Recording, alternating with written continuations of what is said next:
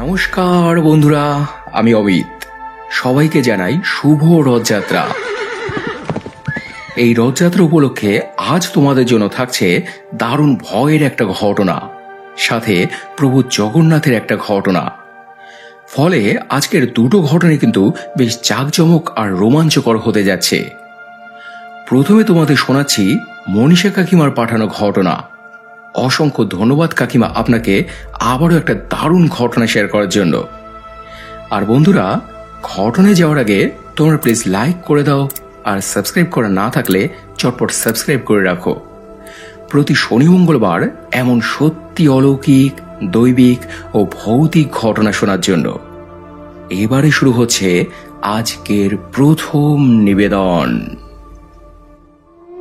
মানা না মানা নিজের কাছে, লোকের মাঝে লুকিয়ে আছে। বলো কি?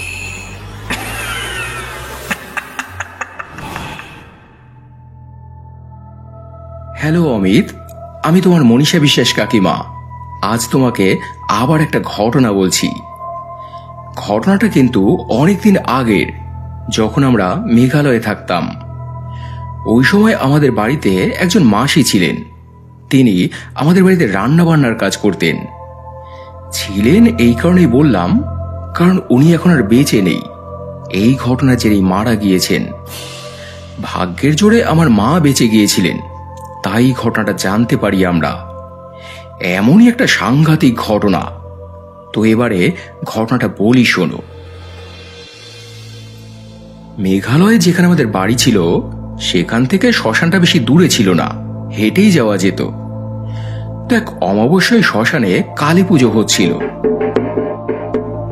তখন সেই মাসি আমার মাকে বলে, ও দিদি, শ্মশানের কালী পুজো দেখেছো কোনোদিন? মা বলে, না গো, কখনো দেখা হয়নি। তখন উনি বলেন, চলো তাহলে আজ রাতে তুমি আর আমি যাব। দেখার মতো পুজো হয় শ্মশানে, দারুণ লাগে, যাবে? তো সেই জন্য বাবাকে প্রথমে রাজি করায় মা। তারপর রাতের বেলায় মাসি আর মা দুজনে চলে যায় ওই শ্মশানে। ওখানে পৌঁছে মনেই হচ্ছিল না যে ওটা একটা শ্মশান।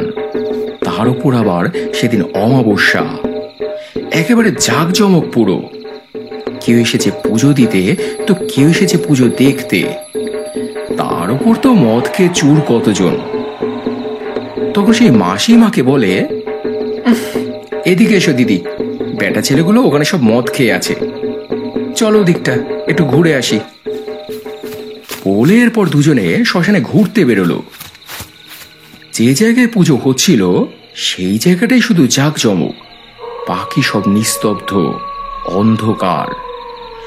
দূরে এক জায়গায় একটা মড়া পোড়ানো হচ্ছে, হাওয়ায় তারই গন্ধ ভেসে আসছে। মায়ের তখন কেমন যেন গাটা গুলিয়ে ওঠে এই গন্ধে। উনি তখন ওখানে একবার থুতু ফেলেন, বলে, থু, কি বোটকা গন্ধ গো, চলো ওদিকে। এরপর মাসি আর মা কথা বলতে বলতে অন্যদিকে যায়। মানুষ পোড়া গন্ধ, সে কি যেমন যেমন গন্ধ ভেবেছ? সবাই সহ্য করতে পারে না। এরপর আবার একটা ঘটনা ঘটে। মাসির খুব জোর টয়লেট পায়। বলে, একটু দাঁড়াও তো দিদি, আমার খুব জোর টয়লেট পেয়েছে গো, এখানে একটু সেরে নি। বলে একটা ঝোপের পেছনে এরপরে মাসি টয়লেট সারতে যায়। মা তখন অন্ধকারের মধ্যে ঠাঁয় দাঁড়িয়ে। কিন্তু অবাক কাণ্ড, 5 মিনিট হয়ে যায়, 7 মিনিট হয়ে যায়, মাসি আর ফেরে না। মা তো তখন বেশ অবাক হয়ে যায়, টয়লেট করতে গিয়ে কোথায় গেল মানুষটা। তখন ওখানে দাঁড়িয়েই মা একবার আওয়াজ দেয়, কি গো, কোথায় গেলে তুমি, হয়নি এখনো? কিন্তু কোনো সাড়া নেই, সব চুপচাপ, একদম নিস্তব্ধ। মায়ের তখন যেন কেমন একটু খটকা লাগে। তারপর মা আস্তে আস্তে এগিয়ে যায় ওদিকে। গিয়ে ওই ঝোপের পেছনে একবার উকি দিতেই মায়ের বুকের ভেতরটা ধড়াস করে কেঁপে ওঠে। 2 হাঁটুর মধ্যে মাথাটা গুজে গুটি সুটি দিয়ে বসে আছে মাসি, একদম স্ট্যাচু, কোনো নড়নচড়ন নেই। মা তখন আবার একবার মাসিকে ডাকে, কি গো, এইভাবে বসে আছো কেন তুমি? কি হয়েছে? তাও কোনো সাড়া নেই। ওইভাবেই মাথাটা গুজে বসে আছে মাসি। মা তখন আস্তে করে মাসির গায়ে হাত দিয়ে ডাকলো একবার মাসিকে, কি গো, শুনছো? কি হয়েছে তোমার? যেই না মা হাত দিয়েছে মাসির গায়ে, সঙ্গে সঙ্গে মাসি একটা বিশ্রী গলায় হুঙ্কার দিয়ে ওঠে, আমার শ্মশানে থুতু ফেলিস? ঘেন্না পাস? আয় আয়, তোকেও আমি আমার করে নিচ্ছি, আয়। মা তো তখন ভয়ে ওখান থেকে দেয় দৌড়। মাকে ধরতে মাসিও ছোটে মায়ের পেছন পেছন। অনেকক্ষণ এভাবে মাকে দৌড় করায় মাসি। তারপর এক জায়গায় এসে মা একবার পেছনে তাকায়, তখন দেখে যে মাসি তো পেছনে নেই। মা তখন এদিক ওদিক ভালো করে তাকিয়ে দেখে, মাসিকে খোঁজে, কিন্তু যতদূর চোখ যাচ্ছে মাসিকে আর কোথাও দেখতে পাওয়া গেল না। মা যে আওয়াজ দেবে সেই সাহসটুকু মায়ের হচ্ছিল না। আবার যদি ওরকম ভয়ঙ্কর মূর্তি নিয়ে সামনে সে দাঁড়ায়, তখন মা জোর পায়ে হেঁটে বাড়িতে ফিরে আসে। এসে সব ঘটনা এরপর জানায় ঠাকুমাকে। ঠাকুমা তো মাকে খুব বকাবকি করে, বলিহারি মেয়ে মানুষ বাপু তুমি, এত রাতে কোনো মেয়ে ছেলে শ্মশানে যায়, তাও আবার অমাবস্যার দিন। তারপরে ঠাকুমা সেই রাতেই মাকে নিয়ে যায় এক ঠাকুর বাড়ি।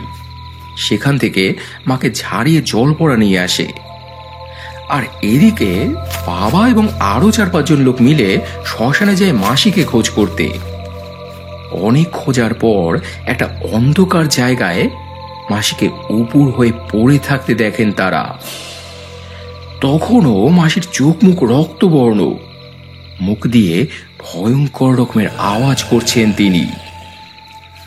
এরপর অনেক কষ্টে তারা মাসিকে ধরে বাড়িতে নিয়ে আসে। তারপর ওঝা বদ্যি কবিরাজ অনেক কেনে দেখানো হয়, কিন্তু কেউই তারা কিছু করতে পারেনি। মাঝে মাঝেই মাসির বিগার চাপতো, সবকিছু ভেঙে চুরে তছনছ করে ফেলতো। আবার একটু বাদেই নিজে থেকে অজ্ঞান হয়ে যেতেন উনি। সবসময় চোখ মুখ ওনার লাল হয়ে থাকতো, জ্বর আসতো, উল্টো পাল্টা বকতো। অনেক চেষ্টা করেও মাসিকে শেষ অবধি বাঁচানো যায়নি। এভাবেই তিলে তিলে শেষ হয়ে যায় মাসি। পরে এই ঘটনা শুনে অনেক ব্রাহ্মণ তান্ত্রিকেরা বলেছিলেন যে শ্মশান খুবই পবিত্র একটা জায়গা, সাধনার কেন্দ্রস্থল। দৈহিক বন্ধন থেকে আত্মারা এখানে মুক্তি লাভ করে। এটা হলো একটা দরজার মতো, যার এপারে লৌকিক আর ওপারে অলৌকিক। প্রতিটা সিংহদ্বারে যেমন একজন করে পাহারাদার থাকে, তেমনি প্রতিটা শ্মশানে একজন করে শ্মশান রক্ষক থাকে। শ্মশান পাহারা দেন তিনি।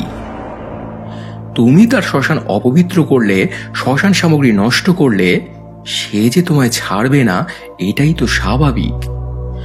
যত্রতত্র প্রস্রাব করে মাসি যেমন ভুল করেছিল, মাও শ্মশানের মাটিতে থুতু ফেলে মৃতদেহকে অসম্মান করে সেই সমান ভুলই করেছিল।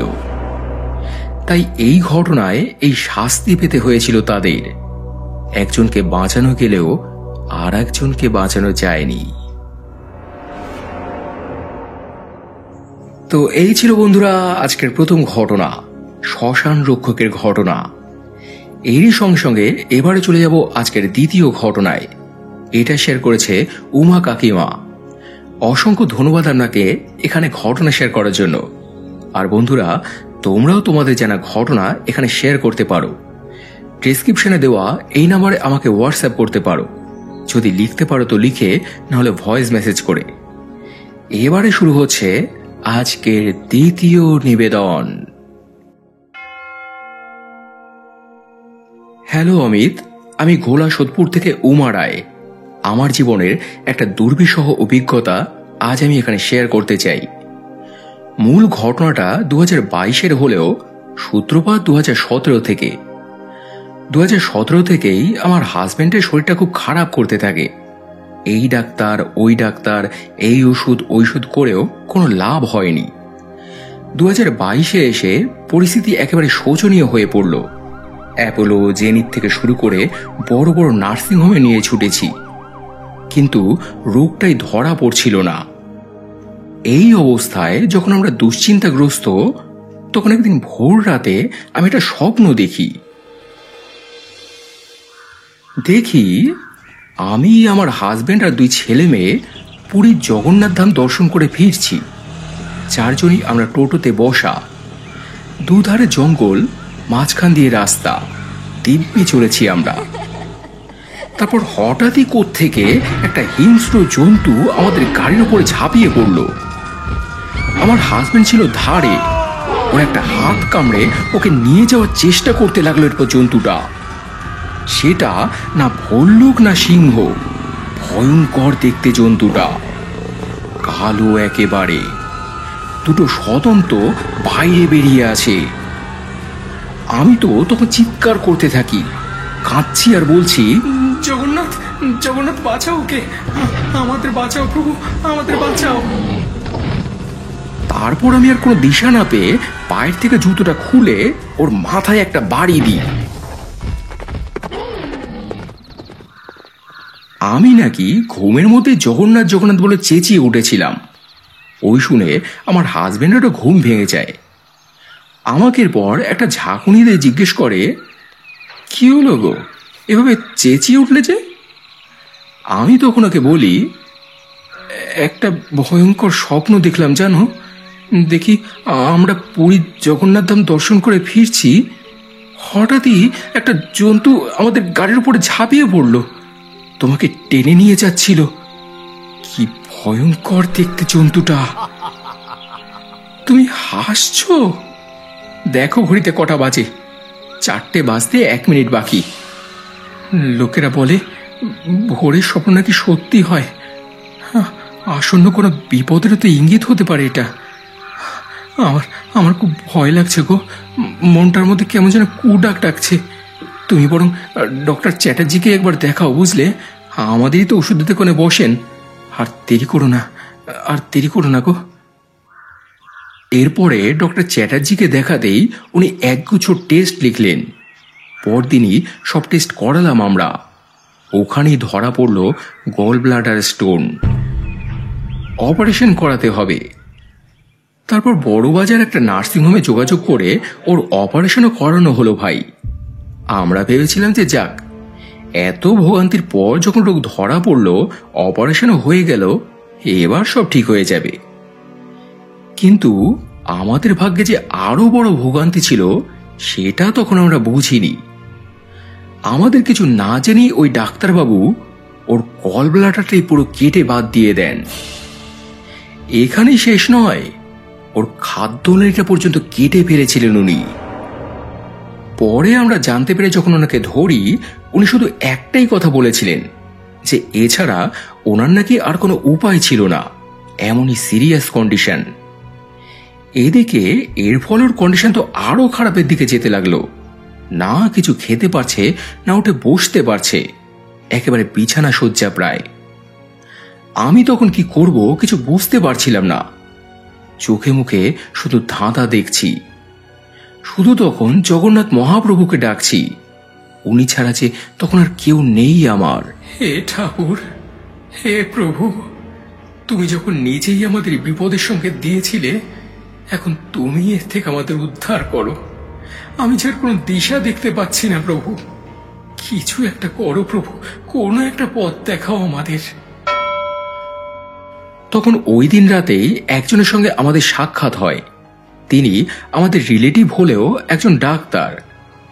তিনি সব রিপোর্ট দেখে যা বললেন, শুনে তো আমার পায়ের তলা থেকে মাটি সরে যাওয়ার মতো অবস্থা। বলেন, তোমরা বৃথাই চেষ্টা করছো, ওনার যা কন্ডিশন তাতে কলকাতার কোনো ডাক্তারই দায়িত্ব নেবেন না। যখন তখন যা কিছু একটা হয়ে যেতে পারে। তাই যদি ওনাকে বাঁচাতে চাও আর 1 মিনিটও দেরি করো না, ইমিডিয়েট ওকে হায়দ্রাবাদে নিয়ে যাও। নিলে একমাত্র ওখানকার ডাক্তারই হাতে নেবেন। তাড়াতাড়ি করো, সময় কিন্তু খুব কম। তারপর ওই রাতেই তৎকালীন হায়দ্রাবাদের টিকিট কাটা হলো। মেয়ে আর দেওরকে দিয়ে এরপর ওকে পাঠালাম হায়দ্রাবাদে। না হলেও প্রায় 10-12 লাখ টাকার ধাক্কা। তাও আমি টাকার কথা ভাবিনি ভাই। যা আছে সব না হয় বিক্রি বাট্টা করে দেব, তবুও বাঁচুক মানুষটা। কিন্তু ওখানকার ডাক্তারেরাও কোনো আশা দিলেন না। জানালেন, অনেক দেরি করে ফেলেছেন, একেবারে শেষ সময় নিয়ে এসেছেন যে। তাও আমরা দেখছি, যথাসাধ্য চেষ্টা করছি, বাকিটা উপরওয়ালার হাতে।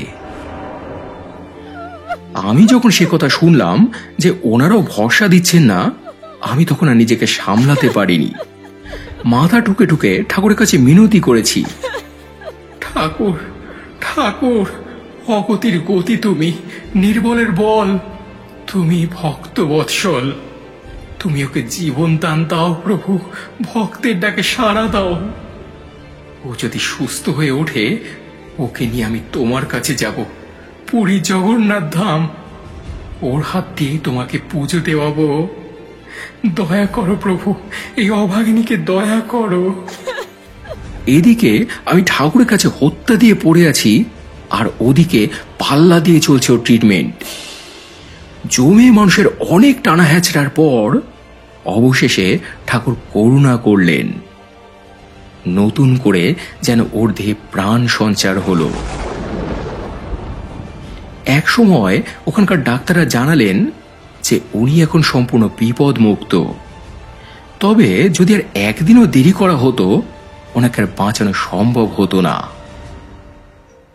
আসলে যা করেছেন প্রভু জগন্নাথই করেছেন। বিপদের সংকেত দিয়ে উনি তোমাদের ঘুম ভাঙিয়েছিলেন। কখন কোন দিকে যেতে হবে উনিই নিয়ে গিয়েছেন, আমরা তো শুধু নিমিত্ত মাত্র। সেই কৃতজ্ঞতা স্বীকার করতে এবছর এপ্রিল মাসে আমরা গিয়েছিলাম প্রভুর কাছে, জগন্নাথ ধাম।